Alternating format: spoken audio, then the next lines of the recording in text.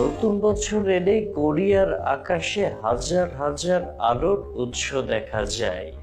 এই আলো কখনো নকশায় পরিণত হয়, কখনো বা জানায় শুভেচ্ছার বাণী। হাজার হাজার এসব আলোক উৎস আসলে আতশবাজি কিংবা লেজার নয়, এগুলো এক একটি ড্রোন, যা দিয়ে আকাশে ম্যাজিক তৈরি করে বুদ্ধিমান কোরিয়ানরা। কল্পবিজ্ঞানের সিনেমার মতো শোনালেও এটা সত্য।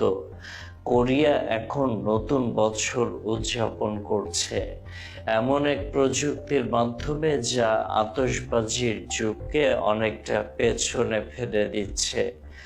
ড্রোনের এই অসাধারণ শো শুধু বিনোদন নয়, বরং প্রযুক্তির এক বিস্ময়কর নিদর্শন। একসময় আতশবাজির ঝলকানি ছিল বড় উৎসবের মূল আকর্ষণ, কিন্তু সময় বদলেছে, মানুষের চিন্তা ভাবনাও বদলে গেছে। আতশবাজির বিকট শব্দ, পরিবেশ দূষণ আর ধোঁয়ার ঝামেলাকে পেছনে ফেলে এখন আধুনিক বিশ্বের বড় শহরগুলোতে জনপ্রিয় হয়ে উঠেছে এয়াররিয়াল ড্রোন শো। হয় এমনভাবে যাতে তারা নির্দিষ্ট সময় ও স্থানে একসঙ্গে নির্ভুলভাবে উঠতে পারে।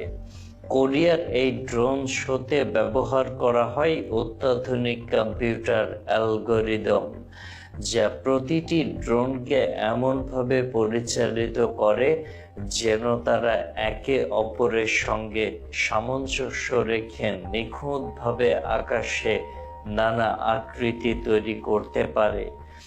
এই ড্রোন শোতে দেখা যায় বিশাল আকারের লেখা, নাচতে থাকা আলোর ঢেউ, এমনকি কখনো কখনো জনপ্রিয় কার্টুন বা সাংস্কৃতিক প্রতীকও। সবচেয়ে চমকপ্রদ ব্যাপার হলো, পুরো শোটি হয় সম্পূর্ণ নীরবভাবে।